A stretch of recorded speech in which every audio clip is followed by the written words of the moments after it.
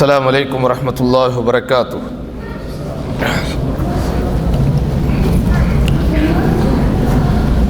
الحمد لله رب العالمين والصلاة والسلام على أشرف الأنبياء والمرسلين وعلى آله وصحبه ومن تبعهم بإحسان إلى يوم الدين. أما بعد، اللهم علمنا ما ينفعنا وانفعنا بما علمتنا إنك أنت العليم الحكيم. ربنا زدنا علما وارزقنا فهما وأنت أحكم الحاكمين. அன்பிற்கினிய சகோதரர்களே சகோதரிகளே, எல்லாம் வல்ல அல்லாஹ்வின் பேரருளால் பெரும் கிருபையினால் தொடர்ச்சியாக நடைபெற்று வருகிற இந்த வாராந்திர மார்க்க வகுப்பிலே இன்றைக்கு நாம் அனைவரும் பங்கு பெறுகிற நல்லதொரு பாக்கியத்தினை பெற்றிருக்கிறோம். இந்த சிறப்பிற்குரிய சந்தர்ப்பத்தில் மார்க்கத்தின் முக்கியமான ஒரு அம்சத்தை குறித்த விளக்கத்தை இன்ஷா அல்லாஹ் பார்க்க போகிறோம். அதாவது,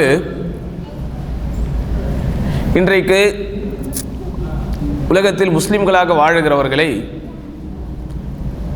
இரண்டு சாராராக பிரிக்கலாம். ஒன்று, மார்க்கத்தின்படி வாழ வேண்டும் என்கிற துடிப்போடும் ஆர்வத்தோடும் எப்படியாவது சொர்க்கத்திற்குரியவர்களாக மாறிவிட வேண்டும் என்கிற வேட்கையோடும் வாழுகிற ஒரு கூட்டம். இன்னொரு கூட்டம் யார் என்றால், அவர்கள் இந்த உலகத்திலே வாழுகிற போது ஒரு முஸ்லிம் பெயர் தாங்கிகளாக மார்க்கத்தை பற்றிய பெரிய அக்கறையோ பெரிய ஈடுபாடோ எதுவுமே இல்லாமல் அப்படியே எல்லோரையும் போல வாழ்ந்து கொண்டிருக்கிற ஒரு கூட்டம். இந்த இரண்டு சாரார்களுக்கு மத்தியில் அல்லது இந்த இரண்டு சாரார்களில் நாம் யாராக இருக்கிறோம் அப்படிங்கிறத முதல்ல நம்ம சிந்திச்சு பார்க்கணும். நம்ம உண்மையிலேயே மார்க்கத்தில் பிடிப்புள்ளவர்களாகவும் ஈடுபாடு உள்ளவர்களாகவும் இருக்கிறோம் என்றால் அல்ஹம்துலில்லாஹ். இல்லை, மார்க்கத்தை பற்றிய பெரிய அக்கறை எல்லாம் நமக்கு இல்லை, சாதாரணமாக வாழ்ந்து விட்டு போக வேண்டும். இப்போ எப்படி புரிஞ்சுக்கிறோம் அப்படின்னா, உதாரணமாக எல்லாருடைய வாழ்க்கையும் அப்படியே சாதாரணமாக மாமூலாக போய்கொண்டே இருக்கும். இப்போது ரபியுல் அவ்வல் மாதம் வந்து விட்டால் உடனே இங்கே என்ன நடக்குதுன்னா பெரிய சர்ச்சை. மீலாது விழா கொண்டாடுவது, மௌலிது பாடல்களை படிப்பது, நபி நேசத்தை வெளிப்படுத்துகிறோம் என்கிற பேரிலே நபி ஸல்லல்லாஹு அலைஹி வஸல்லம் அவர்களுக்கு புகழ் மாலை சூட்டுவது ஒரு விமர்சையான ஒரு கொண்டாட்டமாக செய்வது. இப்படி இவர்கள் செய்கிற போது நம்போன்றவர்கள் எல்லாம் என்ன செய்கிறோம்? பிதாத். மீலாது விழா என்பது பிதாத். மௌலிது பாடல்களில் இணை வைப்பு கருத்துக்கள் நிறைய நிரம்பி இருக்கிறது. அதெல்லாம் நன்மை என்கிற பேரிலே அதை நீங்கள் செய்கிற போது நன்மைக்கு பகரமாக தீமைகள் தான் உங்கள் கணக்கிலே வரும். நபி ஸல்லல்லாஹு அலைஹி வஸல்லம் அவர்கள் தனக்கு பிறந்த நாள் விழா கொண்டாடும்படி சொல்லவில்லை. நபி ஸல்லல்லாஹு அலைஹி வஸல்லம் அவர்கள் தன்னுடைய பிறந்த நாள் கொண்டாடவில்லை. நபி தோழர்கள் யாரும் கொண்டாடவில்லை. 4 பேரும் ஹலீஃபாக்கள் கொண்டாடவில்லை. அல்லது 4 பேரும் இமாம்கள் கொண்டாடவில்லை. அல்லது இமாம் புகாரி, இமாம் முஸ்லிம் போன்ற முஹத்திஸ்கள் அவர்கள் யாரும் கொண்டாடவில்லை. இப்படியெல்லாம் நம்ம சொல்கிறோம். இப்படியெல்லாம் சொல்லும்போது அவங்க தரப்புலேருந்து ஒரே வார்த்தை தான். என்ன வார்த்தை? நபியின் பிறந்த தினத்தை கொண்டாடுவதற்கு ஆதாரபூர்வமான ஹதீஸ் எல்லாம் தேவையில்லை. அப்போ என்னையா தேவை? அதாவது என்ன தேவை அப்படின்னா, நபியின் மீது நேசம் வைக்கிற, அந்த பாசம் வைக்கிற உள்ளம் இருந்தால் போதும். ஹதீஸ் சஹீஹ் தேவையில்லையா? அப்போ என்ன தேவையா? உள்ளம். யாருடைய உள்ளம் நபியின் நேசத்தின் மீது இரண்டரை கலந்திருக்கிறதோ அப்படிப்பட்ட ஒரு உள்ளம், நபியின் மீது பாசம் காட்டுகிற உள்ளம் இருந்தால் போதும் அப்படின்னு அந்த பக்கம். அப்போ இதில் எல்லாம் ஒரு குழப்பமான ஒரு காலகட்டத்தில் வாழ்ந்துக்கிட்டு இருக்கிறோம். இப்போ நடுவில் ஒரு சாரார் அவங்க என்ன செய்வாங்க, இப்போ நபியின் நேசத்தை அவங்க வெளிப்படுத்துகிறாங்க, அவங்க கொண்டாடுறாங்க அப்படின்னா அவங்க கொண்டாடிட்டு போட்டுமே, அதில் உங்களுக்கு என்ன பிரச்சனை? ஏன் ஒவ்வொரு வருஷமும் இதை ஒரு பிரச்சனையாக்கிக்கிட்டு முஸ்லீம்களுக்கு மத்தியிலேயே பிரிவினையை உண்டு பண்ணுகிறீர்கள் அப்படின்னு ஒரு கூட்டம் வரும். இந்த கூட்டம் கரெக்டாக எப்போ வரும் அப்படின்னா, யார் என்ன தப்பு செஞ்சாலும் அவங்க வெளியே வர மாட்டாங்க. யார் எவ்வளோ பெரிய மார்க்கத்திற்கு முரண்பட்ட காரியங்களில் ஈடுபட்டாலும் அவர்கள் வெளியே வரமாட்டார்கள். அங்கே சின்ன சின்ன இஸ்லாமிய கிராமங்கள் ஆரம்பித்து, முஸ்லீம்கள் பெருவாரியாக வசிக்கிற ஊர்கள் ஆரம்பித்து, அவர்கள் ஊர்களிலே அவர்கள் நடத்தக்கூடிய கந்தூரி விழாக்கள் ஆரம்பித்து, அங்கே ஆடல் பாடல் கச்சேரிகள், ஹராமான இசை கச்சேரிகள், இசை வாத்தியங்கள், இப்படி என்ன நடந்தாலும் அவர்கள் பேசாமல் இருப்பார்கள். அதை பற்றியில் அவர்கள் அக்கறை கொள்ள மாட்டார்கள். ஆனால் சமூகத்திலே ஒரு தவறுகள் நடைபெறுகிற போது, இப்போ முஹர்ரம் மாதம் வருகிறது, முஹர்ரம் மாதத்திலே இஸ்லாமிய பெருமக்கள் சில பேர் அறியாமையின் காரணத்தினால் அனாச்சாரங்களில் ஈடுபடுகிறார்கள். இப்போ நம்ம என்ன செய்யணும் சொல்லுங்க? என்ன செய்யணும்? சுட்டி காட்டணுமா இல்லையா? முஹர்ரம் முடிஞ்சிருச்சு, சஃபர் மாதம் வருகிறது. சஃபர் மாதம் ஒரு பீடை மாதம். அந்த மாதத்தில் நாம் நன்மையான காரியங்கள் ஈடுபடக்கூடாது, ஒடுக்கத்துப்புடன் என்று அதை ஒதுக்கி வைத்து ஒரு கூட்டம் இருக்கும்போது என்ன செய்யணும்? இப்போ நம்ம சும்மா இருக்கணுமா? சஃபர் மாதத்தில் தான் ஆயிஷா ரலியல்லாஹு அன்ஹா அவங்களுக்கு கல்யாணம் ஆச்சு. சரி, அடுத்த ரபியுல் அவ்வல் மாதம், இப்போ நபி ஸல்லல்லாஹு அலைஹி வஸல்லம் அவர்களுடைய பிறந்த நாள் அப்படிங்கிற அந்த இஷ்யூ. இப்படியே ஒவ்வொரு மாதத்திற்கும் இந்த சமூகத்திலே ஏதாவது ஒரு பிதாத்துகளை, அனாச்சாரங்களை, மார்க்கத்திற்கு முரண்பட்ட விஷயங்களை, மார்க்கம் தடை செய்த காரியங்களை செய்து கொண்டே இருக்கும்போது நன்மையை ஏவ வேண்டும், தீமையை தடுக்க வேண்டும் என்கிற உணர்வுள்ளவர்கள் மார்க்கம் அதை நமக்கு கடமையாக்கி இருக்கிற போது நாம் அதை சுட்டி காட்டணுமா வேண்டாமா? இவைகளையெல்லாம் சுட்டி காட்டுகிற போது முஸ்லீம்களுக்கு மத்தியில் நீங்கள் சண்டை போட்டுக் கொள்கிறீர்கள், முஸ்லீம்களுக்கு மத்தியில் நீங்கள் பிரிவினை ஏற்படுத்துகிறீர்கள். இப்போ அப்படின்னா எதைத்தான் சுட்டி காட்டுவது? அப்ப நன்மையை ஏவுதல், தீமையை தடுத்தல் அப்படிங்கிற அந்த பாபில், அந்த பாடத்தில் நன்மை ஏவுதல், தீமையை தடுத்தல் அப்படிங்கிற விஷயத்தை ஒரு முஸ்லீம் செய்யணுமா வேணாமா? நபி ஸல்லல்லாஹு அலைஹி வஸல்லம் காலம் பூரா என்ன செஞ்சாங்க? நன்மை ஏவுதல், தீமையை தடுத்தல் தானே செஞ்சாங்க. இப்போது நாம் வாழுகிற இந்த காலத்தில் நன்மையை ஏவுதல், தீமையை தடுத்தல் அப்படிங்கிற விஷயத்தில் என்னதான் செய்யணும்? அப்போ தொழாமல் இருப்பவர்களிடத்திலே தொழுகையை பற்றி பேச முடியாது, வட்டி வாங்குபவர்களிடத்திலே வட்டியை பற்றி எடுத்து சொல்லக்கூடாது, அரசியலில் ஈடுபடுபவர்கள் மார்க்கத்திற்கு முரண்பட்ட விஷயங்களை செய்கிற போது அதை சுட்டி காட்டக்கூடாது, அல்லது போன்று ஒவ்வொரு மாதத்திலும் சீசன் தோறும் இப்படி அவர்கள் அனுஷ்டானங்களை, நூதன அனுஷ்டானங்களை, பிதாத்துகளை அவர்கள் அரங்கேற்றுகிற போது அதை எடுத்து சொல்லக்கூடாது. எதை எடுத்து சொன்னாலும் ஒரு சாதாரண என்ன செய்யறாங்க? இவர்கள் முஸ்லீம்கள் தங்களுக்கிடையிலேயே சண்டை போட்டுக் கொள்கிறார்கள், தங்களுக்கிடையிலேயே சண்டை போட்டுக் கொள்ள. அப்ப நீ யார்? இப்போ நடுவில் நிற்கக்கூடியவன் நீ யார்? இஸ்லாத்தில் ரெண்டு நிலைப்பாடு தான். மாதா பஅதல் ஹக்கி இல்ல ضلال, சத்தியத்தை விட்டால் அசத்தியத்தை தவிர வேற என்ன? அதுதான் அல்லாஹ் கேட்கிற கேள்வி. சத்தியத்திற்கும் அசத்தியத்திற்கும் இடைப்பட்ட ஒரு நிலைப்பாடே மார்க்கத்தில் கிடையாது. நடுநிலை என்பதற்கு அர்த்தம் இந்த சமூகம் தவறாக புரிந்து வைத்திருக்கிறது. நடுநிலை என்பதற்கு அர்த்தம் என்னன்னா, வரம்பு மீறலுக்கும் வரம்பு தாழ்ந்து செல்லுவதற்கும் இடையில் நிற்பதற்கு பேர் தான் நடுநிலை. நன்றாக புரிஞ்சுக்கங்க. நடுநிலைன்னா என்ன? ரொம்ப எக்ஸஸா போக கூடாது, வரம்பு தாண்டியும் போகாமல் அளவு கடந்தும் கீழே வராமல் இடையில் நிற்பதற்கு பேர் தான் நடுநிலை. முதலில் இந்த நடுநிலை சமுதாயம் என்று அல்லாஹ் நமக்கு பெயர் சூட்டியதற்கு காரணமே யூதர்களுக்கும் கிறிஸ்தவர்களுக்கும் நடுவில் நாம் இருக்கிறோம். ஏன்?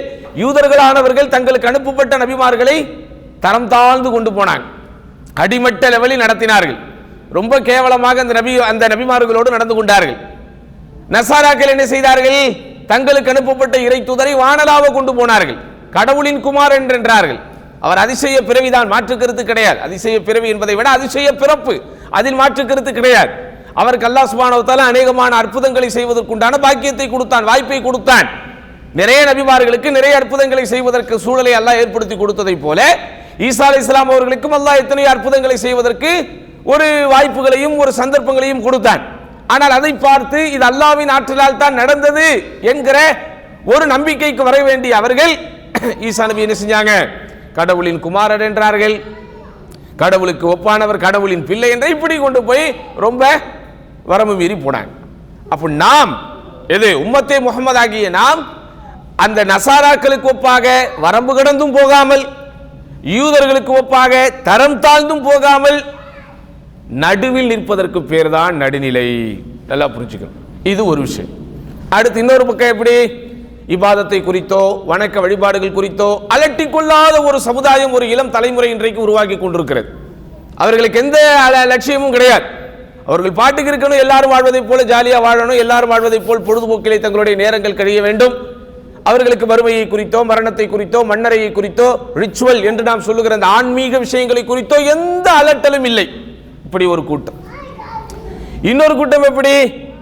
தாங்கள் மார்க்கத்திலே இருக்கிறோம் என்று நினைத்துக் கொண்டாலும், மார்க்கத்தின் சில விஷயங்களை செய்கிறோம் என்று நினைத்துக் கொண்டாலும், ஒழுக்க ரீதியான விஷயங்களில் தங்களை தற்காத்துக் கொள்ளாமல், தங்களை கட்டமைத்துக் கொள்ளாமல், மார்க்கம் தடை செய்திருக்கிற ஹராமான இச்சைகளுக்கு பின்னால் போய் தங்களுடைய காலங்களை கழிக்கக்கூடிய ஒரு கூட்டம்.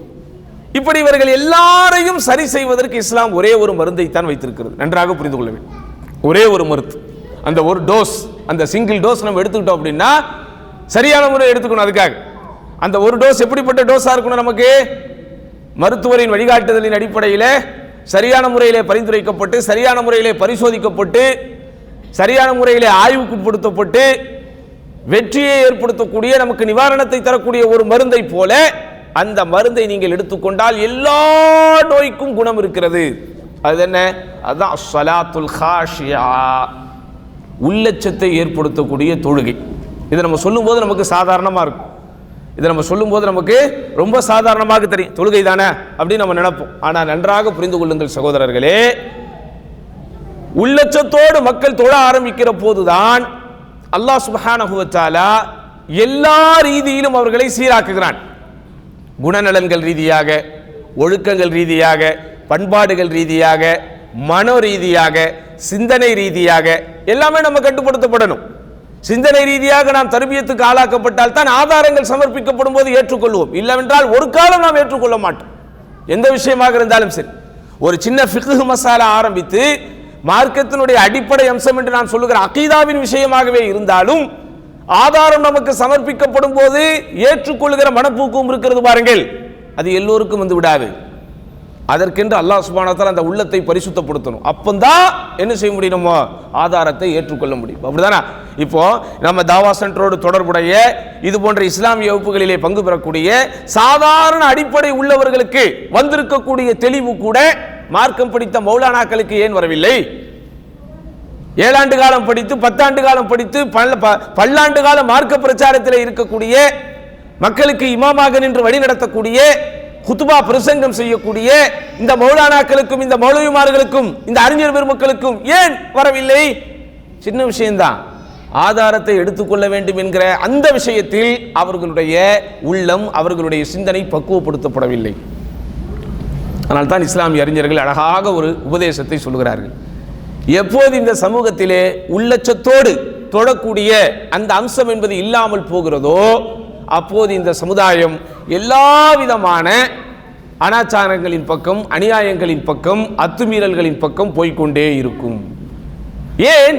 அந்த உள்ளச்சம் மிக்க தொழுகையில் தான் ஒரு அடியான் தன்னை அல்லாஹ்விற்கானவன், தன்னுடைய வாழ்க்கை அல்லாஹ்வுக்கானது என்கிற அந்த வட்டத்திற்குள் தன்னை உட்புகுத்திக் கொள்வான். இல்லை என்றால் அவன் சும்மா நிமிர்ந்து குனிந்து அப்படியே போய் கொண்டிருக்கிறானே தவிர அல்லாஹ்வுடைய அருளையோ, அல்லாஹ்வுடைய கருணையோ, அல்லாஹ்வுடைய திருப்தியையோ, அல்லாஹ்வுடைய பொருத்தத்தையோ பெறத்தக்க வகையில் அவன் தன்னுடைய இபாதத்தை அமைத்துக் கொள்ளவில்லை. அல்லாஹ் சுப்ஹானஹு வ தஆலா ஏன் தொழுகைக்காக அழைப்புடுகிற போது ஹய்யா அலஸ் ஸலாஹ், ஹய்யா அலல் ஃபலாஹ், தொழுகைக்கு விரைந்து வாருங்கள், வெற்றிக்கு விரைந்து வாருங்கள், தொழுகையை நோக்கி வாருங்கள், வெற்றியை நோக்கி வாருங்கள் என்று ஏன் அல்லாஹ் கூப்பிடுகிறான்? தொழுகை உங்களிடத்திலே சீராக வந்து விட்டால் வெற்றியை நோக்கி நீங்கள் சீராக வந்து விடுவீர்கள். அப்படியானால் இந்த சூஃபிசத்தை தாங்கி நிற்பவர்கள் தொழுவதில்லையா? இந்த பரேலவிசத்தை தாங்கி நிற்பவர்கள் தொழுவதில்லையா? அல்லது இந்த அனாச்சாரங்களையும் இன்ன பிற விஷயங்களையும் தாங்கி நிற்பவர்கள் தொழுவதில்லையா? அவர்களெல்லாம் சமுதாயத்திலே பெரிய ஆபிதுகளாக அணியப்பட்டிருக்கிறார்களே, அவர்கள் தொழுகிறார்கள். ஆனால் அல்லாஹ் சுப்ஹானஹு வ தஆலா ஏற்றுக்கொள்ளத்தக்க வகையில் அவர்களுடைய தொழுகை அமைந்திருக்கிறதா? அவர்கள் தொழுகை இருக்கிறது, ஆனால் அந்த தொழுகை மார்க்கத்தினுடைய ஷரத்துக்களுக்கும் நிபந்தனைகளுக்கும் உட்பட்டு உடன்பட்டு இருக்கிறதா? தொழுகையிலே நீங்கள் இருக்கிற போது ஆரம்ப பிரார்த்தனை ஒன்றை சொல்லுவீர்கள், வஜ்ஜஹ்து வஜ்ஹிய லில்லதி ஃபதர ஸமாவாதி வல் அர்த்.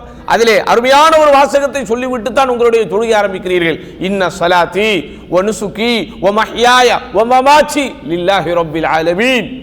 என்னுடைய தொழுகையும், எனது அறுத்து பலியிடுதலும், எனது வாழ்வும், எனது மரணமும் அகிலத்தின் அதிபதியான அல்லாஹுக்கே சொந்தம், வேற யாருக்குமே சொந்தம் கிடையாது.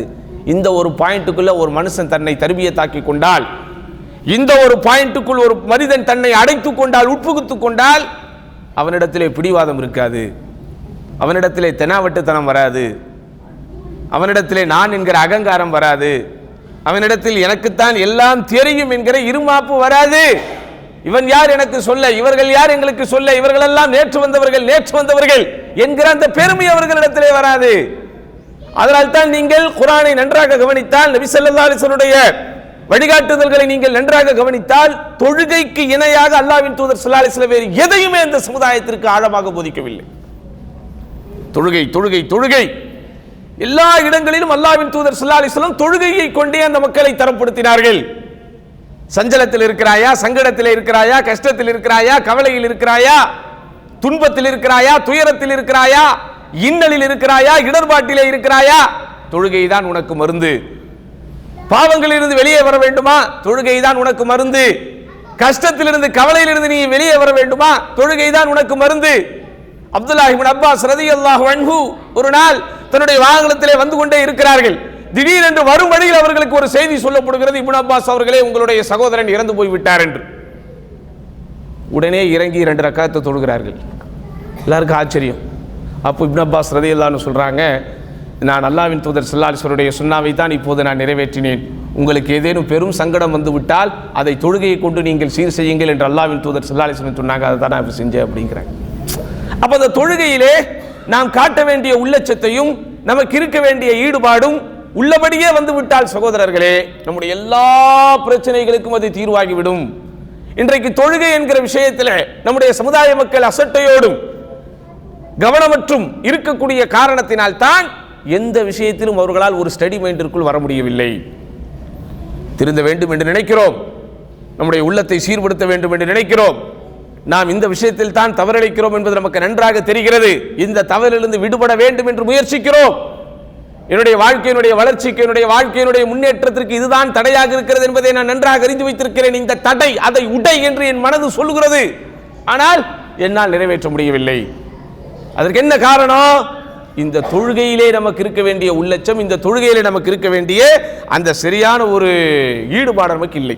நமக்கு நன்றாக தெரியும், இஸ்லாமிய மார்க்கத்தினுடைய அடிப்படை இந்த தொழுகைதான். இதைத்தான் இஸ்லாமிய மார்க்கத்தின் 50 தூண்களில் கலிமாவிற்கு பிறகுண்டான முதன்மையான தூணாக வைத்திருக்கிறது. எல்லா கடமைகளையும் அல்லாஹ் சுப்ஹானஹு வ தஆலா நபி ஸல்லல்லாஹு அலைஹி வஸல்லம் அவர்களுக்கு பூமியில் அனுப்பி கடமையாக்கினான். ஆனால் தொழுகை என்கிற கடமையை தரும்போது அல்லாஹ்வின் தூதரை அல்லாஹ் சுப்ஹானஹு வ தஆலா வானத்திற்கு கூப்பிட்டு கடமையாக தந்தான்.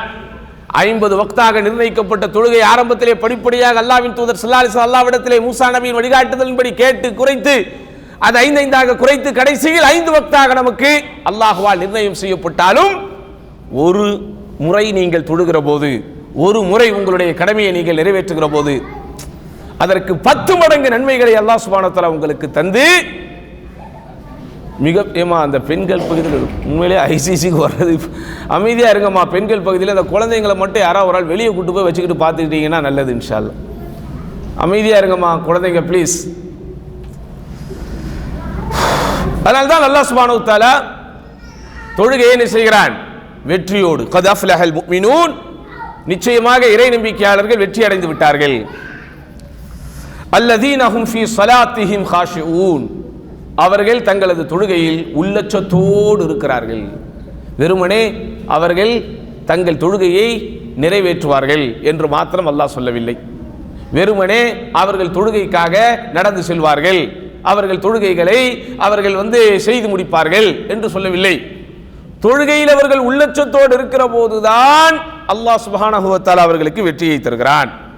அதனால் தான் இந்த தொழுகை மானக்கேடான அருவருக்கத்தக்க காரியத்தில் இருந்து மனிதர்களை தடுக்கக்கூடிய ஒரு மருந்தாகவும் அல்லாஹ் சுப்ஹானஹு வ தஆலா வைத்திருக்கிறான். கஷ்டத்திலிருந்து கவலையிலிருந்து நம்மை பாதுகாக்கக்கூடிய ஒரு அருமருந்தாக அல்லாஹ் அதை வைத்திருக்கிறான்.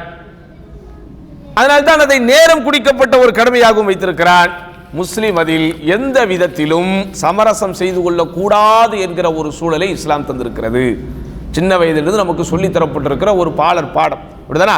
மார்க்கத்தின் எந்த கடமைகளாக இருந்தாலும் ஏதேனும் ஒரு காரணம் அதிலே வரும்போது அதிலிருந்து நாம் விதிவிலக்கு ஆக்கப்படுகிறோம். எந்த கடமையாக இருந்தாலும், ஜகாத்தாக இருந்தாலும், நோன்பாக இருந்தாலும், ஹஜ்ஜாகவே இருந்தாலும், அது சில காரணங்கள் நம்மிடத்திலே பரிபூர்ணம் அடையவில்லை என்றால் we are excluded. அதிலிருந்து என்ன செய்யணும்? நமக்கு விதிவிலக்கு காட்டப்படுகிறது, விதிவிலக்கு செய்யப்படுவார்கள். ஆனால் தொழுகைக்கு எந்த சூழ்நிலையிலும் விதிவிலக்கே கிடையாது. அப்படிதானே? எந்த சூழ்நிலையிலும் 7 வயதை உங்களுடைய குழந்தைகள் அடைந்து விட்டால் தொழும்படி ஏவுங்கள், 10 வயதை அடைந்து விட்டால் அந்த தொழுகைக்காக அடிக்கவாவது செய்யுங்கள். இது அல்லாஹ்வின் தூதர் ஸல்லல்லாஹு அலைஹி வஸல்லம் ஆணை. அப்படிதானே? நம்ம பாலிகானதிலிருந்து, பாலிக் என்றால் என்ன? பருவம் அடைந்ததிலிருந்து நம் மீது தொழுகை கடமையாக்கப்படுகிறது. ஆனால் அதற்கு பிறகுதான் கேள்வி கணக்கு உட்படுத்தப்படுகிறோம். ஆனாலும் அந்த தொழுகை என்கிற கடமைக்கு நம்மை நாம் சீர்படுத்திக் கொள்வதற்காக சிறு வயதிலிருந்தே நாம் நம்மை பக்குவப்படுத்திக் கொள்ள வேண்டும். பெற்றோர்கள் அதற்காக தங்களுடைய பிள்ளைகளை தயார்படுத்திக் கொள்ள வேண்டும். தங்களுடைய பிள்ளைகளை அதற்குண்டான தர்பியத்தை தர வேண்டும். அப்படிதானே? நோன்பாளிகளாக இருக்கும்போது பயணத்தில் அவர்களுக்கு விதிவிலக்கு இருக்கிறது, நோய்வாய்ப்பட்டிருந்தால் விதிவிலக்கு இருக்கிறது, அல்லது இன்னும் மார்க்கம் அனுமதிக்கக்கூடிய சில காரணங்களில் விதிவிலக்கு தரப்பட்டிருக்கிறது. ஆனால் தொழுகைக்கு எந்த விதத்திலும் விதிவிலக்கே இல்லை, பெண்களுக்கு ஏற்படக்கூடிய அந்த இயற்கையான சூழல்களை தவிர வேறு எந்த சூழ்நிலையிலும் யாருக்கும் விதிவிலக்கு இல்லை. போருக்காகவே நீங்கள் போனாலும் கூட அச்சகால தொழுகை என்பதை மார்க்கம் உங்களுக்கு கொடுத்திருக்கிறது. பிரயாணத்திலே நீங்கள் இருந்தாலும் அந்த நேரத்திலும் நீங்கள் இது சேர்த்தோ அல்லது குறைத்தோ தொழுதாக வேண்டும் என்று சொல்லப்பட்டிருக்கிறது. நின்று தொழ முடியவில்லை என்றால் உட்கார்ந்தாவது தொழுங்கள் என்று சொல்லப்பட்டிருக்கிறது. இப்படி அல்லாஹு அக்பர், மார்க்கத்தில் சமரசம் செய்யாமல் எந்த காரணங்களாலும் அது விதிவிலக்கு செய்யப்படாத அளவிற்கு ஒரு கடமையாக நமக்கு சொல்லப்பட்டிருக்கிறது என்றால் தொழுகை. அதனால தான் யாரெல்லாம் இந்த சமுதாயத்தை வார்த்தெடுத்த ஆளுமைகளாக விளங்கினார்களோ, இறந்தும் நம்முடைய இதயங்களில் இன்னும் இறக்காமல் இருக்கிறார்களோ, யாருடைய சேவைகளும் யாருடைய சாதனைகளும் பல நூற்றாண்டுகள் கடந்து போனாலும் திரும்ப திரும்ப பேசிக் கொண்டிருக்கிறோமோ, அவர்கள் எல்லோருமே இந்த தொழுகை என்கிற விஷயத்தில் மிகவும் தீவிரமானவர்களாகவும் மிகவும் ஈடுபாடு கொண்டவர்களாகவும் இருந்திருக்கிறார்கள். அல்லாஹ்வின் தூதர் ஸல்லல்லாஹு அலைஹி வஸல்லம் அவர்கள் ஆரம்பித்து நபிகள் நாயகம் ஸல்லல்லாஹு அலைஹி வஸல்லம் அவர்கள் தொழுகைக்காக போய் நின்றால் கான லஹு அஸீருன் கஅஸீரில் மிர்ஜல், உலை கொதிப்பதை போல அல்லாஹ்வுடைய தூதர் ஸல்லல்லாஹு அலைஹி வஸல்லம் உள்ளம் இதயம் கொதித்துக் கொண்டிருக்கும். தொழுகைக்கு போய் நிற்கும் போது தொழுகைக்கான நேரத்தை அல்லாஹ்வுடைய தூதர் ஸல்லல்லாஹு அலைஹி வஸல்லம் எதிர்பார்த்து காத்துக் கொண்டிருப்பார்கள். பிலால், தொழுகைக்கான நேரத்தை நீங்கள் அறிவித்து எனக்கு ராகத்தை கொடுங்கள், மனதிற்கு நீங்கள் ஆறுதலை கொடுங்கள் என்று பிலால் ரலியல்லாஹு அன்ஹு அவர்களிடத்திலே அல்லாஹ்வுடைய தூதர் ஸல்லல்லாஹு அலைஹி வஸல்லம் அவர்கள் சொல்லக்கூடியதை நாம் பார்த்திருக்கிறோம். அப்படிதானே? அபூபக்கர் ரலியல்லாஹு அன்ஹு, சுப்ஹானல்லாஹில் அஸீம், அபூபக்கர் ரலியல்லாஹு அன்ஹு அவர்களை பற்றி நாம் பேசுவதற்கு 1000 விஷயங்கள் இருந்தாலும் அவர்கள் தொழுகையினுடைய விஷயத்தில், தொழுகை என்கிற அந்த அம்சத்தில் மிகவும் தீவிரமானவர்களாகவும் மிகவும் ஈடுபாடு கொண்டவர்களாகவும் இருந்திருக்கிறார்கள். ஆரம்ப காலத்தில் அல்லாஹ்வின் தூதர் ஸல்லல்லாஹு அலைஹி வஸல்லம் அவர்கள் ரகசியமான முறையில் இஸ்லாமிய பிரச்சாரத்தை செய்கிறார்கள். அதற்கடுத்து இஸ்லாமிய பிரச்சாரத்தை பகிரங்கப்படுத்துகிறார்கள். பிறகு பாதிப்புகளும் கொடுமைகளும் கடுமையான முறையில் கட்டவிழ்த்து விடப்படுகிற போது தன்னுடைய தோழர்களுக்கு ஹிஜ்ரத் செய்வதற்கு, நாடு துறந்து செல்வதற்கு அனுமதி கொடுக்கிறார்கள். மதீனாவுக்கு ஹிஜ்ரத்துக்கு போறதுக்கு முன்னாடியே அபிசினியாவிற்கு கிட்டத்தட்ட 2 முறை என்ன செஞ்சிருக்கிறாங்க, நபி தோழர்களுடைய சில குழுக்கள் ஹிஜ்ரத் பயணம் போயிருக்குங்கிறதெல்லாம் வரலாறுல படிச்சிருக்கிறோம். ஆனா நம்முடைய சமுதாயத்தில் நிறைய பேருக்கு தெரியாத ஒரு பகுதி இருக்கிறது. அபூபக்கர் ரலியல்லாஹு அன்ஹு அவர்களும் ஒரு கட்டத்தில் என்ன செய்யறாங்க, நாடு கடந்து செல்வதற்கு முடிவெடுக்கிறார்கள். மதீனாவுடைய ஹிஜ்ரத் பயணம் இல்ல, மதீனாவுடைய ஹிஜ்ரத் பயணம் இல்ல, அதுக்கு முன்னாடி ரகசியமான முறையில் சில குழுக்களாக அபிசீனியா போன்ற பகுதிக்கு போனார்களே, அந்த மாதிரியான சூழலில் அபூபக்கர் ரலியல்லாஹு அன்ஹு அவர்களும் என்ன செய்றாங்க, ஹிஜ்ரத் செய்து போகலாம் என்று முடிவெடுக்கிறார்கள். எதற்காக? இந்த சமூகம் அவர்களை அல்லாஹ்வை வணங்க விடாமல் தடுக்கிறது என்பதற்காக. அவங்க போலான்னு புறப்பட்டு போய்கிட்டு இருக்கும்போது நடுவில் ஒரு மனிதர், இப்னு தகீனா என்று நினைக்கிறேன் அவருடைய பேர், குறைஷி குலத்திலே பிறந்த செல்வாக்கு மிக்க ஒரு மனிதர். அபூபக்கர் ரலியல்லாஹு அன்ஹு அவர்கள் மக்கமா நகரை விட்டு வேறு ஏதோ இடத்திற்கு நாடு துறந்து போகிறார் என்பதை கேள்விப்பட்டவுடன், அதை கண்ணால் பார்த்தவுடன் அபூபக்கரை தடுத்து நிப்பாட்டுகிறார். அவர் ஒரு இறை மறுப்பாளர், அவர் ஒரு முஸ்லீம் அல்ல. இருந்தாலும் அபூபக்கர் ரலியல்லாஹு அன்ஹு அவர்களுக்கு சமூகத்திலே இருந்த அந்தஸ்து, அபூபக்கர் ரலியல்லாஹு அன்ஹு அவர்களுடைய தூய்மையான வாழ்க்கை, அபூபக்கர் ரலியல்லாஹு அன்ஹு அவர்களிடத்தில் அல்லாஹ் இயற்கையாக கொடுத்திருந்த மேன்மை, ஆளுமை, இதை கண்டு கவரப்பட்ட அந்த மனிதர், அந்த நபர் சொல்கிறார், அபூபக்கர் அவர்களே, உங்களை போன்றோர்கள் இந்த மக்காவின் மண்ணை விட்டு வெளியேறவும் கூடாது, வெளியேற்றப்படவும் கூடாதுங்கிறார். அவர் சொல்ற வார்த்தையை பாருங்க. உங்களை மாதிரியான ஆட்கள் என்ன செய்யக்கூடாது, இந்த நாட்டை விட்டு வெளியே போகவும் கூடாது, வெளியேற்றப்படவும் கூடாது. இல்ல, இந்த ஊர் மக்கள் என்னை தடுக்கிறார்கள், இந்த ஊர் மக்கள் அல்லாஹ்வை வணங்குவதை விட்டு என்னை தடுக்கிறார்கள், ஆதலால் நான் போக போகிறேன். உடனே அவர் சொல்றாரு, நான் இந்த சமுதாயத்திலே செல்வாக்கு மிக்க நபர்களில் ஒருவன், எனவே நான் உங்களுக்கு அடைக்கலம் தருகிறேன், ஆதரவு தருகிறேன். எனது ஆதரவையும் அடைக்கலத்தையும் தாண்டி யாரும் உங்களை ஒன்றும் செய்து விட முடியாது. ஆதலால் அபூபக்கரே வாருங்கள், உங்களுக்கு நான் ஆதரவு அளிக்கிறேன் அப்படின்னு சொல்லிக்கிட்டு அபூபக்கர் ரலியல்லாஹு அவருடைய கையை பிடித்து கொண்டு மக்காவை அந்த காபாவை சுற்றி அப்படியே அந்த பக்கம் வலம் வருகிறார். அங்க இருக்கிற எல்லாருக்கும் ஒரு அறிவிப்பு செய்கிறார். என்ன அறிவிப்பு? அபூபக்கர் அவர்களுக்கு நான் அடைக்கலம் கொடுத்திருக்கிறேன், அபூபக்கர் அவர்கள் எனது அடைக்கலத்தின் கீழ் இருக்கிறார், அதனால் அவருக்கு நீங்கள் யாரும் எந்த பாதிப்பையும் செய்யக்கூடாது என்று பொது அறிவிப்பு செய்துவிட்டு போலாம் என்று இருக்கிறார். உடனே அவர் எல்லாரும் சூழ்ந்துக்கிறாங்க. சூழ்ந்துக்கிட்டு, நீங்க அபூபக்கருக்கு அடைக்கலம் கொடுப்பதில் எங்களுக்கு எந்த ஆட்சேபனையும் இல்லை, ஆனால் ஒரே ஒரு நிபந்தனை. என்ன நிபந்தனை? அவர் தனது இறைவனை தனியாக அவர் வீட்டிற்குள் இருந்து தொழுது கொள்ளட்டும். அதுதான் ஒரே கண்டிஷன். அதுதான் ஒரே கண்டிஷன். நமக்கு தெரிய மாட்டேன்து, நாம் நம்முடைய தொழுகையிலே பற்றோடு இருப்பது, நாம் நம்முடைய தொழுகையில் ஈடுபாட்டோடு இருப்பது சகோதரர்களே, அது நமக்கானது மாத்திரமல்ல, நமக்கே தெரியாமல் அது ஒரு மிகப்பெரிய தாக்கத்தை அடுத்தவர்களிடத்திலே ஏற்படுத்தும். உள்ளச்சத்தோடும் ஈடுபாட்டோடும் தீவிரத்தோடும் எப்படி அதாவது என்ன சொல்றது, ஒரு ஆழ்ந்த ஆன்மீக சிந்தனையோடு நாம் தொழுகையில் ஈடுபடுவது முழுக்க முழுக்க நமக்கானது தான். ஆனால் நீங்கள் புரிந்து கொள்ள வேண்டிய ஒரு உண்மை அதற்கு பின்னால் இருக்கிறது. அந்த தொழுகை உங்களை தாண்டியும் அடுத்தவர்களுடைய உள்ளத்திலே தாக்கத்தை ஏற்படுத்தும். அப்ப அத்தனை பேர்களுக்கு மத்தியிலே அந்த நபர் அபூபக்கர் ரலியல்லாஹு அன்ஹுவுக்கு நான் ஆதரவு கொடுத்திருக்கிறேன், அடைக்கலம் தந்திருக்கிறேன் என்பதை பகிரங்கப்படுத்துகிற போது அந்த மக்கள் எல்லாம் அவர்களிடத்தில் வைத்த ஒரே நிபந்தனை, நீங்கள் அபூபக்கருக்கு ஆதரவு கொடுத்துக் கொள்ளுங்கள், அது எங்களுக்கு ஆட்சேபனை இல்லை, ஆனால் ஒரே நிபந்தனை, அவர் என்ன செய்யணும், தனது இறைவனை தனியாக அவர் தொழுது கொள்ளட்டும்ங்கிறார். சரின்ட்டு சொல்லி அபூபக்கர் ரலியல்லாஹு அன்ஹு அந்த ஒரு இத்திஃபாக்னு ஒரு அக்ரிமெண்ட் மாதிரி வாய் வழியிலே வாங்கி கொண்டு அபூபக்கர் ரலியல்லாஹு அன்ஹு அனுப்புறாங்க. ஆனால் அபூபக்கர் ரலியல்லாஹு அன்ஹு தொழுகையின் மீது தீரா காதல் கொண்டவர். தனது வீட்டுக்கு பக்கத்திலேயே தொழுமிடத்தை போன்று ஒன்றை ஏற்படுத்திக் கொள்கிறார். அதில் நின்றவர் மாஷா அல்லாஹ் தொழும்போது, குறிப்பாக அதில் அவர் ரொம்ப ஆர்வத்தோடும் ஈடுபாட்டோடு ஓதுகிற போது அதை பார்த்து குறைஷி குலத்திலே உள்ளவர்கள் ஈர்க்கப்படுகிறார்கள். பெண்கள், சிறுவர்கள் என்று எல்லோரும் ஆச்சரியத்தோடு அன்றாடம் அபூபக்கர் ரலியல்லாஹு அன்ஹு அவர்களை கவனிக்கிறார்கள். அப்ப அதை பார்த்த உடனே யாரெல்லாம் அந்த இப்னு தகினா என்கிற அந்த நபர் மூலம் இவருடைய அடைக்கலத்திற்கு ஆதரவு தந்தார்களோ அவர்கள் எல்லோரும் வந்து அவரிடத்தில் மீண்டும் புகார் செய்கிறார்கள். பார்த்தீர்களா அபூபக்கர் என்ன செய்கிறார் என்று, அவரை தனியாக தொழுது கொள்ளட்டும் என்று தானே நாம் சொன்னோம். பாருங்கள், இப்படி அவர் பொதுவெளியிலே வந்து நின்று தொழுது எல்லாருக்கும் மத்தியிலும் ஒரு குழப்பத்தை ஏற்படுத்துகிறார் அப்படின்னு அந்த ஆதரவு கொடுத்தவர் என்ன செய்கிறாரு, திரும்ப நேரம் அவர்கிட்ட வந்து, உங்ககிட்ட நான் என்ன சொன்னேன், நீங்கள் தனியாக தொழணும்னு தானே சொன்னேன், அடுத்தவங்களுக்கு முன்னாடி நீங்கள் தொழக்கூடாது தானே சொன்னேன், நீங்கள் என்ன இப்படி செய்கிறீங்கன்னு அவர் கண்டிக்கிறார். உடனே அபூபக்கர் ரலியல்லாஹு திருப்பி சொன்னாங்க, நீ கொடுத்த ஆதரவை நான் வாபஸ் வாங்கிக் கொள்கிறேன், எனக்கு அல்லாஹ் கொடுத்த ஆதரவும் அடைக்கலமுமே போதும், ஒரு காலம் என் தொழுகையிலிருந்து நான் பின்வாங்க மாட்டேன் என்று பகிரங்கமாக அந்த அடைக்கலத்தை கிழித்து போட்டு விடுகிறார். இது சகோதரர்களே, வரலாற்று ஆசிரியர்கள் இந்த சம்பவத்தை பதிவு செய்கிற போது ஆழமான சில உபதேசங்களை செய்கிறார்கள். ஒருவருடைய உள்ளத்தில் தொழுகை பிடிக்க வேண்டிய இடத்தை பிடித்து விட்டால், சம்பிரதாய கடமைகள் அல்ல சகோதரர்களை தொழுகை. இன்றைக்கு சமுதாயத்தில் ஒரு சம்பிரதாய செயலாக மாறிவிட்டது. தொழுபவர்கள் கூட ஏனோ தானோ என்று தொழுது விட்டு வரக்கூடிய ஒரு சூழல். அல்லாஹ் காப்பாற்ற வேண்டும், நம் எல்லோரையும் அல்லாஹ் மன்னிக்க வேண்டும், அல்லாஹ் நம் மீது கிருபை காட்ட வேண்டும். இந்த தொழுகை என்கிற விஷயத்தில் ஒரு தனி கவனத்தை பெறுவதற்கு அல்லாஹ் நம் அனைவருக்கும் தௌஃபீக் செய்ய வேண்டும்.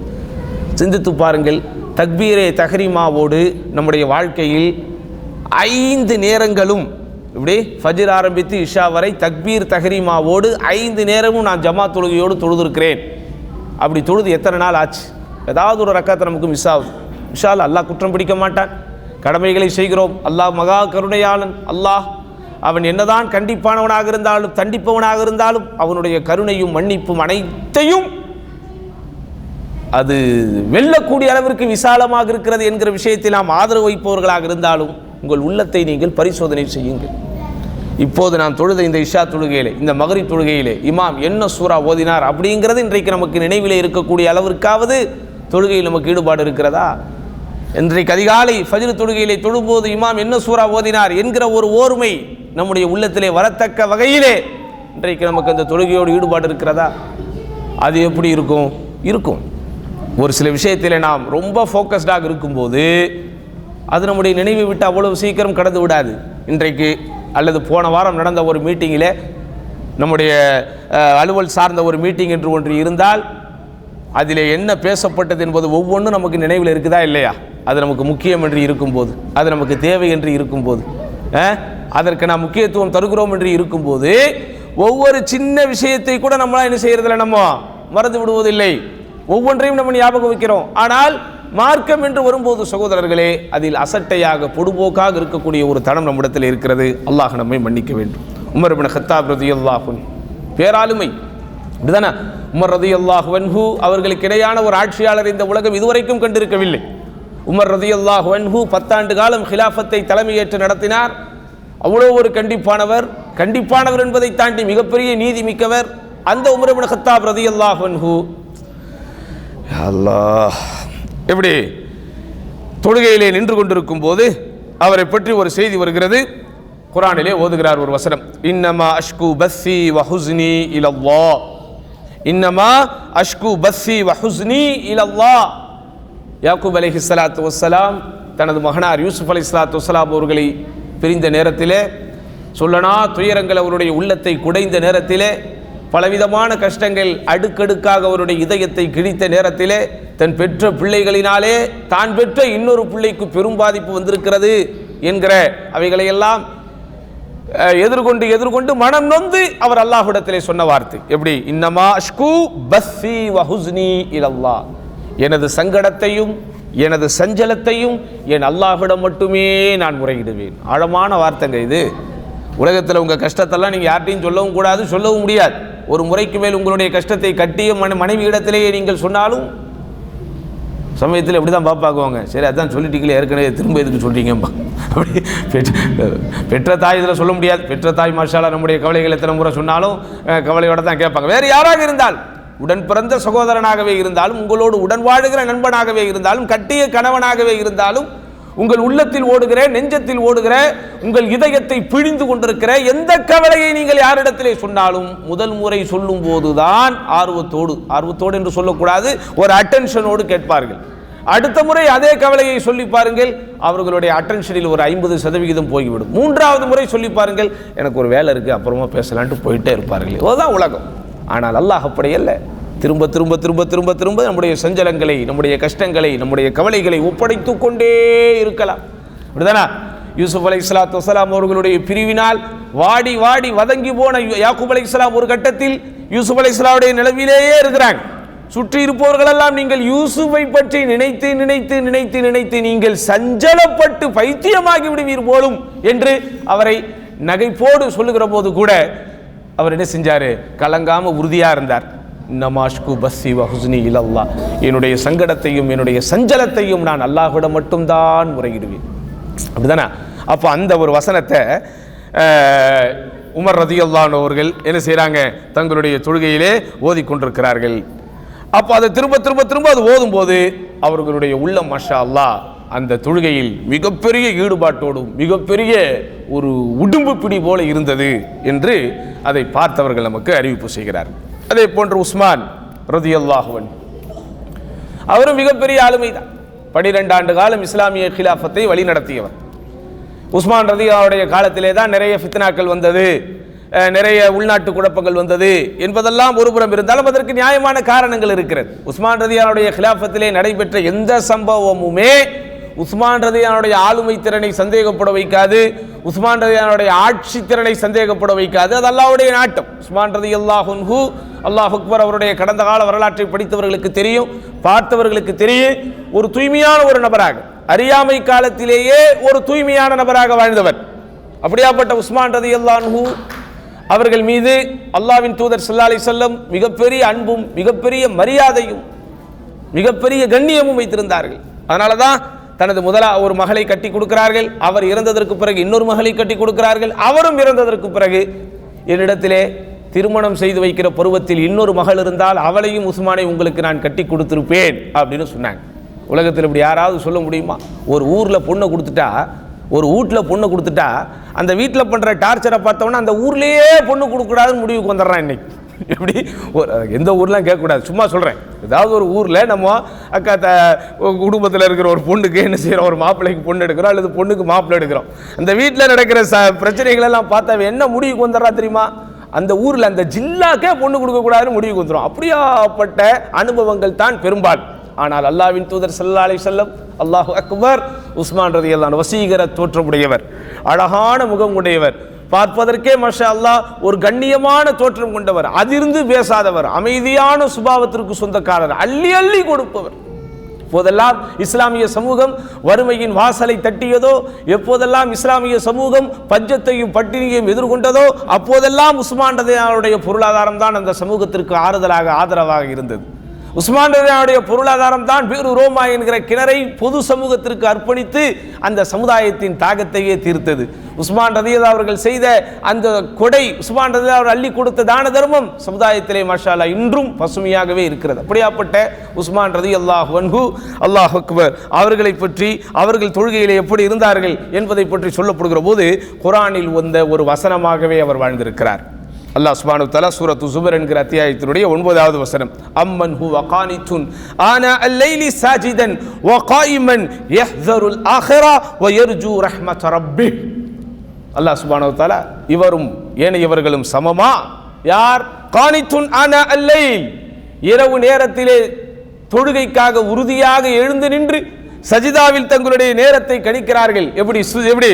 அதாவது சாஜிதம் வ காயிமா, சுஜூது செய்த நிலையிலும் நின்ற நிலையிலும், யஹ்தருல் ஆখিরা, மறுமையை எதிர்பார்த்து.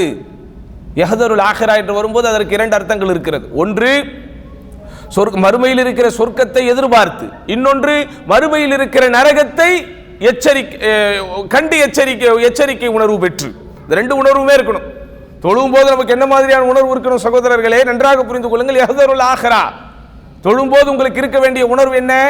அதாவது மறுமையில் இருக்கிற சொர்க்கத்தை பெற வேண்டும், மறுமையில் இருக்கிற நரகத்திலிருந்து விலக வேண்டும். தொழுகைங்கிறது எக்ஸசைஸ் அல்ல. அப்படின்னு சில பேர் சொல்லுவாங்க, இது யோகாக்கு இணையானது அல்லது யோகாவை விட பெருசு. நம்ம நிற்கும் போது இது இந்த சாசனம், இந்த ஆசனம், இந்த ஆசனத்துக்கெல்லாம் இங்கே வேலை கிடையாது. யஹ்தருல் ஆখিরা, நம்ம எதுக்காகத்தான் தொழுகிறோம்? மறுமையை எதிர்பார்த்து தான் தொழுகிறோம். மறுமையை எதிர்பார்த்துனா என்னது? சொர்க்கம் பெற வேண்டும் என்கிற ஆசை, நரகத்திற்கு போய்விடக்கூடாது என்கிற அச்சம். அப்போ அப்படியாப்பட்ட இடத்துல தொழுது யர்ஜூ ரஹ்மத ரப்பிஹி, தனது இறைவனின் அருளின் மீது ஆதரவு வைத்தவராக இந்த வசனத்திற்கு ஒப்பாக உஸ்மான் ரலியல்லாஹு அவர்கள் இருந்திருக்கிறார்கள் அப்படின்னு மற்றவர்கள் அறிவிப்பு செய்யக்கூடிய அளவிற்கு உஸ்மான் ரலியல்லாஹுடைய தொழுகை இருந்திருக்கிறது. ஆமா, அவருடைய கடைசி காலம், அவர் ஷஹாதத்தை, உயிர் மரணம், அல்லாஹ்வின் பாதையிலே வீர மரணம் அடைந்தார் அல்லவா, அந்த நாளில் கூட அவர் தொழுகையைத்தான் கழித்திருக்கிறார். ஓதிக்கொண்டே கழித்தார், நோன்பு வைத்த நிலையில் கழித்தார். எல்லா இபாதத்துகளும் ஒருங்கேற பெற்றவர் உஸ்மான் ரலியல்லாஹு அன்ஹு. சுப்ஹானல்லாஹ். சரி, அடுத்து அலி ரலியல்லாஹு அன்ஹு. அவர்களை பற்றி 5 ஆண்டு காலம் இஸ்லாமிய கிலாஃபத்தை நடத்தியவர்கள். நபி ஸல்லல்லாஹு அலைஹி வஸல்லம் அலி ரலியல்லாஹு அன்ஹு அவர்களுக்கு கொடுத்த முக்கியத்துவத்தை போல, அதாவது வேற நபித்தோழர்களுக்கு கொடுக்கவில்லை என்று நாம் சொல்லக்கூடிய அளவிற்கு சில இடங்களில் அலி ரலியல்லாஹு அவர்களுக்கு அல்லாஹ்வின் தூதர் ஸல்லல்லாஹு அலைஹி வஸல்லம் முக்கியத்துவம் கொடுத்திருக்கிறார்கள். வெறுமனே தன்னுடைய மருமகனார் என்கிற அந்த ஒரு காரணத்திற்காக மாத்திரமல்ல, சிறு வயதில் இருந்தே அலி ரலியல்லாஹு அன்ஹு நபி ஸல்லல்லாஹு அலைஹி வஸல்லம் அவர்களை பின்பற்றி நபி ஸல்லல்லாஹு அலைஹி வஸல்லம் அவர்களுடைய அந்த ஈமானிய சுடரால் தாக்கம் பெற்றவர். சிறு வயதிலிருந்தே தன்னை அல்லாஹ்வின் தூதர் ஸல்லல்லாஹு அலைஹி வஸல்லம் அவர்களுடைய பயிற்சி பாசறையில் வார்த்து கொண்டவர், வளர்த்து கொண்டவர். முதலாக பத்ர் யுத்தம் வரும்போது, கடுமையான யுத்தம் அப்படிதானா? பத்ர் யுத்தம் அப்படிங்கிறது தான் இஸ்லாமிய வரலாற்றிலே நடைபெற்ற நன்மையையும் தீமையையும் அல்லது சத்தியத்தையும் அசத்தியத்தையும் பிரித்தறிவிக்கக்கூடிய பெரும் யுத்தம். இந்த பக்கம் 1000 பேர் நிற்கிறாங்க, அந்த பக்கம் 300 சொச்சம் பேர் நிற்கிறாங்க. 2 தரப்பு வீரர்களும் ஆயுதம் ஏந்தி எதிரெதிர் தரப்பை எதிர்பார்த்து காத்து வீரதீரத்தோடு நின்று கொண்டிருக்கும் போது எதிரணியில் இருந்து ஒரு சவால். என்ன சவால்? எங்க கிட்ட ஒத்தைக்கு ஒத்தை சண்டை போட்டு, சமர் யுத்தம் என்பார்கள், ஒத்தைக்கு ஒத்தை சண்டை போட்டு ஜெயிப்பதற்கு உங்கள்கிட்ட ஆட்கள் இருக்கா, வீரர்கள் இருக்கா அப்படின்னு கேட்குறேன். என்னதான் அல்லாஹ்வின் தூதர் ஸல்லல்லாஹு அலைஹி வஸல்லம் அவர்களை ஆரம்ப காலத்திலேயே அவர்கள் கரம் தொட்டு இஸ்லாத்தை ஏற்ற முஹாஜிர்கள், அதாவது மக்காவில் ஹிஜ்ரத் செய்தவர்கள் எல்லாம் இருந்தாலும் அந்த யுத்தத்தில் கலந்து கொண்ட தோழர்களில் பெரும்பான்மையானவர்கள், அதே போல அந்த யுத்தம் நடைபெறக்கூடிய பத்ர் என்பது மதீனாவினுடைய ஒரு எல்லை அப்படிங்கிற பல காரணத்தினால் முதல் உயிர் பலி தம்மிடமிருந்து போகட்டும் என்கிற துணிச்சலோடு 3 அன்சாரி தோழர்கள் முன்னால் வருகிறார்கள். உடனே இதை பார்த்த உடனே அந்த எதிரிகள் சொல்கிறாங்க, இல்லை இவங்கெல்லாம் எங்களுக்கு ஈக்குவல் கிடையாது, இவங்க கிட்ட நாங்கள் சண்டை போடுறதுக்கு வரல, எங்களுக்கு யார் வேணும், எங்கள் கிட்ட இருந்து பிரிஞ்சுக்கிட்டு போனீங்களே அந்த குறைஷிகள்கிட்ட இருந்து தான் எங்களுக்கு வேணும் அப்படிங்கிறாங்க. உடனே ரசூல் ஸல்லல்லாஹு அலைஹி வஸல்லம் கொஞ்சம் யோசிக்காமல் கோம் யா அலி, கோம் யா ஹம்சா, கோம் யா அபூ உபைதா அப்படிங்கிறாங்க. அலியே எழுந்திரியுங்கள், ஹம்சாவே எழுந்திரியுங்கள், அபூ உபைதாவே எழுந்திரியுங்கள்ங்கிறாங்க. 3 பேரும் குறைஷிகள். யோசிச்சு பாருங்க, அல்லாஹ்வுடைய தூதர் ஸல்லல்லாஹு அலைஹி வஸல்லம் முதல் ஒரு சண்டை, ஒத்தைக்கு ஒத்தை சண்டை வருகிறது. அந்த சண்டையில் நீயா நானா சண்டைங்கிறது எப்படின்னா சாதாரண சண்டை கிடையாது, ஒரு ஆள் அப்படி, அதாவது உயிர் போகும் வரை சண்டை. அது அந்த ஒத்தைக்கு ஒத்தை சண்டைங்கிறது சகோதரர்களே இன்றைக்கு வைத்திருக்கக்கூடிய ரூல்ஸ் எல்லாம் எப்படி, முதுகு அந்த ஃப்ளோரில் கிரவுண்டில் பட்டுடுச்சுன்னா கேம் க்ளோஸு அப்படின்னு வச்சுருப்பாங்கல்ல, அல்லது பவுண்டரிக்கு அந்த பக்கம் போனால் கேம் அந்த மாதிரி அல்ல, நிபந்தனையற்ற சண்டை. அது உயிர் போனால்தான் அடுத்த ஸ்டெப்பு. போர்க்களத்தில் அன்றைக்கு குறைஷிகள் வைத்திருந்த போர் மரபு எப்படிப்பட்ட மரபுன்னா, அந்த யுத்தம் துவங்குவதற்கு முன்பு தங்களுடைய அந்த பலத்தை எதிரிகளுக்கு காட்டுவதற்காக ஒத்தைக்கு ஒத்தை சண்டை என்பது எதுவரைக்கும் இருக்கும் என்று சொன்னால் சகோதரர்களே, ஒருவர் இன்னொருவருடைய உயிரை எடுக்கும் வரைக்கும் இருக்கும். பாருங்க, அல்லாஹ்வின் பாதையில் உயிர் போவதுதான் மார்க்கத்திற்கு நாம் செய்கிற மிகப்பெரிய காணிக்கை. அப்படி போகிற உயிர் வழியில் முதல் உயிர் என் குடும்பத்திலிருந்து இருக்கட்டும்னு அலியை எழுந்திரின்னு சொன்னாங்க. துணிஞ்சு போனாங்க அலி ரலியல்லாஹு அன்ஹு, துணிஞ்சு போனாங்க அலி ரலியல்லாஹு அன்ஹு. ஒத்தைக்கு ஒத்தை சண்டை போடும். முதல்ல முடிச்சது அலி ரலியல்லாஹு அன்ஹு தான். அடுத்து ஹம்சா ரலியல்லாஹு அன்ஹு முடிக்கிறாங்க, அப்ப அபூ உபைதா ரலியல்லாஹு. அப்படி இஸ்லாமிய மார்க்கத்தின் துவக்க காலத்தில் இருந்தே ஒருவருடைய அந்த பங்களிப்பு இஸ்லாமிய மார்க்கத்தை மேலோங்க செய்கிறது என்றால் அது சில விரல் விட்டு எண்ணக்கூடிய நபித்தோழர்கள், அதில் முக்கியமான ஒரு இடத்தை பிடிப்பது அலி ரலியல்லாஹு அன்ஹு. எந்த இடத்திலும் அலி ரலியல்லாஹு அன்ஹுடைய அந்த வீரத்தையோ தீரத்தையோ என்ன செய்யக்கூடாது, நம்ம குறைத்து மதிப்பிடவே முடியாது. அதனால தான் இஸ்லாமிய எதிரிகள் உருவாகிற போது ஒரு குறிப்பிட்ட நபருக்கு ஆதரவாளர்களாக தங்களை யாரை கொண்டு காட்டிக்கொண்டால் எஃபெக்டிவாக இருக்குமோன்னு பார்த்து கரெக்டாக அலியின் ஆதரவாளர்கள்ங்கிற பேர் தான் ஷியத் அலின்னு போனாங்க. ஷியத் அலின்னு சொல்கிறோம்ல, ஷியாங்கிறோம் இல்லை, அடிப்படையில் அவர்களுக்கு என்னங்க பேர், ஷியத் அலி. அலியின் ஆதரவாளர்கள் என்பதுதான் பின்னால் ஷியா என்று மாறிச்சு. எந்த அளவிற்கு அலி ரலியல்லாஹு அன்ஹு அவர்கள் மீது இந்த ஷியாக்கள் ஏற்படுத்திய அந்த பிம்பம் என்பது இஸ்லாமிய பொது சமுதாயம் வரை கட்டமைக்கப்பட்டது என்றால் அந்த தாக்கத்திலிருந்து தப்பிக்காதவங்க யாருமே இருக்க முடியாது. உதாரணமாக நீங்கள் அந்த காலத்திலலாம் பார்ப்பீங்க, கல்யாண வீடுகள் வந்தோடனே ஒரு நாகூரணிபா பாட்டு போடுவாங்க. என்ன பாட்டு தான்? கல்யாண வீடுனாலே அந்த பாட்டு இல்லாமல் இருக்காது. எது தெரியக்கூடாது, அதான் ரொம்ப நல்லது. பார்த்தீங்களா, மாஷா அல்லாஹ், தாவா சென்டர் உங்களுக்கு கொடுத்துருக்கிற தர்பியத்தை என்னது, நாகூரணிபா பாட்டாக இருந்தால் கூட டக்குன்னு ஞாபகத்துக்கு வர மாட்டேது. பார்த்தீங்களா, ஐ ரியலி அப்ரிஷியேட் தாவா சென்டர், மாஷா அல்லாஹ். அந்த தர்பி இல்லாத சினிமா பாட்டு வரைக்கும் நம்ம மக்களுக்கு தெரிஞ்சிடும். வாழ்க வாழ்கவே வாழ்கவே வளமாய் நலமாய் மன, இதெல்லாம் எடிட் பண்ணியிருக்கா, வளமாய் நலமாய் மணமக்கள் 100 ஆண்டு வாழ்க. அப்படியே அப்படியே அப்படி சொல்லும்போது அப்படியே இவன் தனியாக கற்பனை பண்ணிக்குவான். இப்படிலாம் வாழ்ந்துட முடியாது. அல்லாஹ் எப்படி நாடுறானோ அப்படி தான் வாழ முடியும். அப்போ ஆதி பிதா நபி ஆதம் ஹவ்வாவுன்னு ஆரம்பிப்பார். ஆதம் அலைஹிஸ்ஸலாம் எல்லாம் ஃபேக், அதாவது ஆதாரம் இல்லாத செய்திகள் தான். இருந்தாலும் நீங்கள் வரிசைப்படுத்தும் போது பார்த்தீங்கன்னா முதல்ல ஆதம் ஹவ்வா அப்படியே கொண்டு வருவார். அதாவது நபிமார்களுக்கு உண்மையிலேயே ஆதாரபூர்வமாக இவர்கள் தான் மனைவி என்று பெயர் சொல்லப்படாதவர்களை எல்லாம் மனைவி என்று இணைத்து என்னென்னவோ சொல்லுவார். மூசா நபியை கொண்டு வருவார், நீதி இப்ராஹிம் நபியுடன் சாரா அங்கே போவார். அப்புறம் அப்படியே மூசா நபி வருமா என்னன்னு தெரியல, ஐயூப் நபி அரஹீமான் ஆரம்பிப்பார், அதெல்லாம் ஆதாரம் இல்லாதது.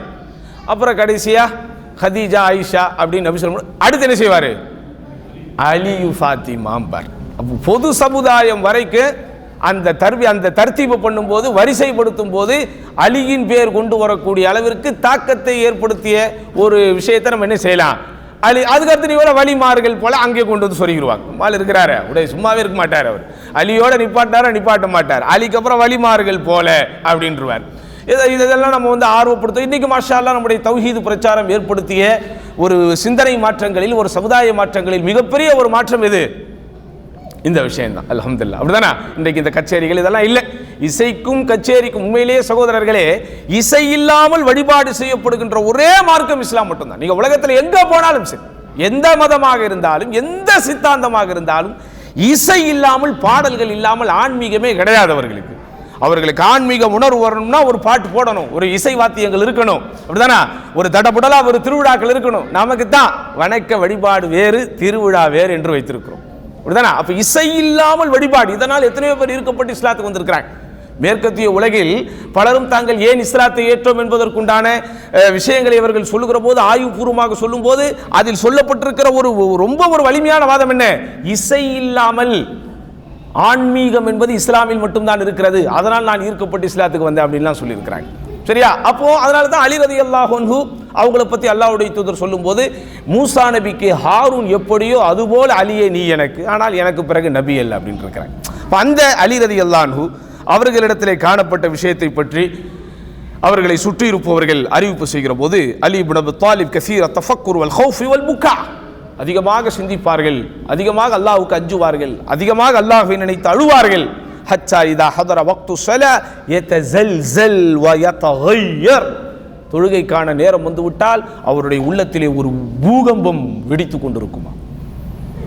அப்படியே ஒரு பூகம்பம் வெடிக்குமாம் உள்ளத்திலே. அந்த அளவுக்கு தொழுகையில போய் ஒரு ஈடுபாட்டாக அவர்கள் இருந்திருக்கிறார்கள் அப்படின்னு நம்ம அலி ரலியல்லாஹு அவர்களை பற்றி பார்த்திருக்கிறோம். அதே போன்ற சகோதரர்களை சாத் இப்னு முஆத் ரலியல்லாஹு அன்ஹு, ஒரு மிகப்பெரிய நபித்தோழர், அல்லாஹ்வுடைய மார்க்கத்திற்காக தன்னுடைய ஆயிலேயே தன்னுடைய வாழ்க்கையை அர்ப்பணித்தவர். அவர்களை பற்றி சொல்லும்போது எப்படி சொல்றாங்க? அதாவது மா குன்து ஃபீ ஸலாத்தின் கத் ஃபஷகலத் நஃப்ஸி பிஷை கைரஹா ஹத்தா குதியஹா, நான் தொழுகைக்காக போய் நின்று விட்டால் தொழுகையை தவிர எந்த ஒன்றும் என்னுடைய சிந்தனையை திசை திருப்பாது. இப்படி அடிச்சு நம்மளை யாராவது பேச முடியுமா? அப்படி அதாவது ஒரு சில விஷயங்கள் ஸ்டேட்மெண்ட் இருக்கு சகோதரர்களே, அதை எல்லாராலையும் சொல்ல முடியாது. அல்லாஹ்வுடைய தூதர் ஒரு ஸ்டேட்மெண்ட் சொன்னாங்க, எப்படி? உங்களில் சிறந்தவர் உங்களுடைய குடும்பத்தாரிலே சிறந்தவர் தான், நான் என்னுடைய குடும்பத்திற்கு சிறந்தவன் அப்படின்னாங்க. இப்படி இந்த ஸ்டேட்மெண்ட்டை நம்ம யாரா டக்குன்னு சொல்ல முடியுமா? சொல்லலாம், மேடைக்கு சொல்லலாம். ஆனால் நம்ம மனைவிமார்களுக்கு தெரியும், எப்படியா நீ அப்படின்னு அவங்களுக்கு தெரியும், அப்படிதானே? அப்போ சில ஸ்டேட்மெண்ட் இருக்கிறது, சில வாக்குமூலம் இருக்கிறது, அதை உண்மையிலேயே சொல்லுவதற்கு உள்ளார்ந்த ஒரு ஆளுமை வேண்டும். இப்போ சாத் இப்னு முஆத் ரலியல்லாஹு அன்ஹு இது தற்பெருமை அல்ல, அடுத்தவர்களை ஊக்குவிப்பதற்காகவும் அடுத்தவர்களை ஆர்வம் ஊட்டுவதற்காகவும் தங்களிடத்தில் இருக்கிற சில நல்லதுகளை சொல்வதில் எந்த குற்றமும் இல்லை, அப்படிதானா? ஒரு 5 நிமிஷத்தில் முடிச்சுக்குவோம். இப்போ உதாரணமாக நபி ஸல்லல்லாஹு அலைஹி வஸல்லம் அவர்கள் சஹாபாக்கள் எல்லாம் இருந்திருக்கிற ஒரு சபையில், இப்போது உங்களிடத்திலே ஒரு சொர்க்கவாசி வருவார் அப்படின்னாங்க. தாடி சொட்ட கையிலே செருப்பை வைத்து கொண்டு ஒரு தோழர் வந்தார் அப்படின்னு நம்ம பார்த்தோம்ல. அடுத்த நாளும் அதே மாதிரி சொல்லும்போது அதே நபர் வர்றார், அடுத்த நாளும் அதே மாதிரி வரும்போது சொல்லும்போது அதே நபர் வர்றார். அப்போ அப்துல்லா பின் உமர் ரலியல்லாஹு அன்ஹு ஆச்சரியப்பட்டு, ஆஹா 3 நாள் தொடர்ச்சியாக அல்லாஹ்வுடைய தூதர் இவரை சொர்க்கவாசின்னு சொல்லியிருக்கிறாங்களே, அப்படி என்ன இவர் பெரிய வேலை செய்கிறாரு, இப்படி என்ன பெரிய நல்ல மல்களை இவர் ஈடுபடுறாரு அப்படிங்கிறத நம்ம கண்டுபிடிக்கணும் அப்படின்னு நினச்சி என்ன செய்கிறாங்க, அவங்க வீட்டில் போய் நைட்டு ஸ்டே பண்ணுறாங்க. ஆனால் நைட்டு ஸ்டே பண்ணி அவங்கள தொடர்ச்சியாக அவங்க ஆய்வு பண்ண வகையில் ரொம்ப பெரிய வணக்க வழிபாடுகள் எல்லாம் அல்ல, எல்லோரும் செய்வதை போல, எல்லோரும்னா அவங்க நம்ம கிடையாது, எல்லோரும் செய்வதை போல, அதாவது அவர்கள் காலத்திலே இரவு தொழுகை எல்லாம் மாஷா அல்லாஹ் ஒரு வழக்கமான ஒன்று, ஒரு பழக்கமான ஒன்று. நமக்கு இரவு தொழுகை என்பது ஒரு பெரிய சாதனை, அப்படிதானா? ஒருவர் இங்கே தஹஜ்ஜத் தொழுகிறார் என்றால் உண்மையிலேயே அவர் ஒரு பெரிய சாதனைக்குரியவர் நாம் வாடுகிற காலத்திலே. ஆனால் அவர்களுக்கு மாஷா அல்லாஹ் தஹஜ்ஜத் தொழுகை என்பது வாழ்க்கையின் அம்சங்களில் ஒரு அம்சம். அப்போ பார்க்குறாரு, பெருசாக நீங்கள் இபாதத்தை எதுவும் பண்ணுற மாதிரி தெரியலேன்ட்டு அவர்கிட்ட கேட்கவே செஞ்சிடறார். அல்லாஹ்வுடைய தூதர் உங்களை இப்படி சொர்க்கவாசின்னு சொன்னாங்க, அதனால தான் நான் உங்களை கண்காணிக்கிறதுக்காக வந்தேன், ஆனால் நீங்கள் ரொம்ப பெருசாக எதுவும் செய்கிற மாதிரி தெரியலையே, எந்த விஷயம் உங்களை சொர்க்கவாசியாக மாற்றியதுன்னு கேட்டோன்னா அவர் என்ன சொன்னார்? என்னிடத்தில் நீங்கள் நினைப்பதை போல எந்த பெரிய அமலும் இல்லை, இருந்தாலும் நான் எந்த முஸ்லீமுக்கு எதிராக குரோதம் கொள்ள மாட்டேன், எந்த முஸ்லீமுக்கும் எதிராக பொறாமைப்பட மாட்டேன், எந்த முஸ்லீமுக்கும் எதிராக எந்த கெட்டதையும் நினைக்க மாட்டேன். அப்போ தன்னிடத்தில் இருக்கிற நல்லதை அடுத்தவர்களுக்கு ஆர்வப்படுத்துவதற்காக, அடுத்தவர்களுக்கு ஆர்வம் ஊட்டுவதற்காக, அடுத்தவர்களை தரப்படுத்துவதற்காக, அடுத்தவர்களை சீர்படுத்துவதற்காக சொல்லிக் கொள்வதில் தவறில்லை என்கிற அடிப்படையில் சாத் இப்னு முஆத் தனக்கும் இந்த தொழுகைக்குமான உறவை பற்றி உணர்வை பற்றி சொல்லுகிற போது எப்படி சொல்கிறாங்க? நான் தொழுகையிலே போய் நின்று விட்டால் தொழுகையை தவிர எனக்கு எந்த சிந்தனையும் என்னை சிதறடிக்காது. அப்படிலாம் இன்னைக்கு முடியுதா சகோதரர்களே? இன்றைக்கு முடிகிறதா? அப்படி ரொம்ப இரும்பு மாதிரிலாம் போய் நிற்க முடியாது. அல்லாஹ்வின் தூதர் ஸல்லல்லாஹு அலைஹி வஸல்லம் அவர்களே தொழுது கொண்டிருக்கும் போது என்ன சொல்கிறாங்க? நான் நீண்ட நேரம் என்னுடைய தொழுகையை ஆக்க வேண்டும் என்று தான் நான் ஆசைப்படுகிறேன். ஆனால் பின்னாடி இருக்கிற ஒரு குழந்தையின் அழுகுரல் என்னுடைய செவியிலே விழுகிற போது அந்த அழுகுரல் அந்த தாயின் மனதை எப்படி வதைக்கும் பதைக்கும் என்பதை நான் நினைத்த போது என்ன செய்கிறேன், என் தொழுகையை சுருக்கிக் கொள்கிறேன். அப்போ வெளியில் நடைபெறுகின்ற ஒன்று உள்ளபடியே ஒரு சின்ன தாக்கத்தை நம்முடைய உள்ளத்திற்குள் நாம் தொழுது கொண்டிருக்கும் போது ஏற்படுத்துவது என்பது தவிர்க்க முடியாததுதான். ஆனால் அதையும் தாண்டி தொழுகையில் எப்படி இருக்கணும், நம்ம ஒரு நங்கூரம் விட்டதை போல் இருக்க வேண்டும் சகோதரர்களே. அப்போது அந்த விஷயம்தான் இன்றைக்கு நமக்கு தேவை. இன்றைக்கு நாம் வாழுகிற இந்த குழப்பமான காலகட்டத்தில் கலாச்சார ரீதியாக, பண்பாடு ரீதியாக, நாகரிக ரீதியாக, ஒழுக்க ரீதியாக, கொள்கை ரீதியாக, இப்படி எல்லா வகையிலும் எல்லா சூழ்நிலைகளிலும் அல்லாஹ் காப்பாற்றியவர்களை தவிர பெரும்பான்மையானவர்கள் தரங்கிட்டு வாழக்கூடிய இந்த மாதிரியான ஒரு இக்கட்டான சூழ்நிலையில் நம்மை நாம் தரப்படுத்த, சீர்படுத்த, தகுதிப்படுத்த, நம்மை நாமே தர்பியத்துப்படுத்தி கொள்ள, அந்த நல்லோர்கள் வாழ்ந்த வழியில் நாமும் வாழ வேண்டும் என்கிற ஆசை நம்முடைய உள்ளத்திலே இருக்கிறது என்றால் நாம் சீர் செய்ய வேண்டிய மிக மிக மிக மிக முக்கியமானது தொழுகை. என்ன செய்யணும்? ஆன் டைமில் தொழுகணும், தொழுகைக்காக ஆசைப்படணும், தொழுகைக்காக காத்திருக்கணும், தொழுகையை ஒரு சுமையாக நினைக்கக்கூடாது, தொழுகையை ஒரு சுகமாக நினைக்க வேண்டும். தொழுகையின் ஆரம்பம் முதல் இறுதி வரை இமாம் என்ன ஓதுகிறார், நாம் என்ன ஓதுகிறோம் என்பதை உணர்ந்து புரிந்து தெளிந்து அதோடு ஒரு ஈடுபாட்டை காட்ட வேண்டும். அந்த தொழுகை ஒரு வேள்வியைப் போல, அந்த தொழுகை எனக்கும் என் இறைவனுக்கும் இடையில் நான் செய்து கொண்டிருக்கிற ஒரு ஒப்பந்தத்தை நிறைவேற்றுகிறேன் என்கிற உணர்வு மேலிடுவதைப் போல, இந்த தொழுகைக்காகத்தான் இந்த உலகத்திலே நான் இருக்கிறேன், நிச்சயமாக செத்து போனதற்கு பிறகு நான் தொழப்போவதில்லை, நாம் இறந்ததற்கு பிறகு நமக்கு பயனளிக்கக்கூடிய விஷயங்களிலேயே முதன்மையான இடத்தில் இருக்கப் போவது இந்த தொழுகை தான் என்பன போன்ற உணர்வுகளை உள்ளே கொண்டு வந்து அந்த தொழுகைக்காக, அந்த தொழுகையோடு இரண்டரை என்னை நான் பின்னி பிணைத்துக் கொள்கிற போதுதான் என்னுடைய வாழ்க்கையிலே ஒரு தர்பியத்திற்கும், அந்த தர்பியத்து வந்தால் மட்டும்தான் சகோதரர்களே என்னுடைய தனிப்பட்ட வாழ்க்கையில் இருக்கிற ஆணவம், அகங்காரம், பெருமை, இந்த உலகம் மீது உண்டான மோகம், இந்த அதாவது ஈகையை செய்ய விடாமல் என்னை தடுக்கிற கஞ்சத்தனம், உலோபித்தனம் போன்ற அனைத்திலிருந்தும் என்னை பாதுகாக்கிற ஒரே மருந்து, அருமருந்து இந்த தொழுகை. அப்படிப்பட்ட தொழுகை வல்ல ரஹ்மான் அனைவருக்கும் உள்ளச்சத்தோடு நிறைவேற்றக்கூடிய பாக்கியத்தை தந்து நாளைக்கு மறுமையில் பாபு ஸலா தொழுகையின் வாசல் வழியாக உள்ளே போகக்கூடிய நற்பாக்கியத்தை வல்ல ரஹ்மான் அனைவருக்கும் தந்தருள்வானாக என்று வேண்டி வாய்ப்புக்கு நன்றி கூறி முடித்துக் கொள்கிறேன். வாஹ்ரதாவான் அல்ஹம்துலில்லாஹி ரப்பில் ஆலமீன். அஸ்ஸலாமு அலைக்கும் வரஹ்மத்துல்லாஹி வபரகாத்துஹு.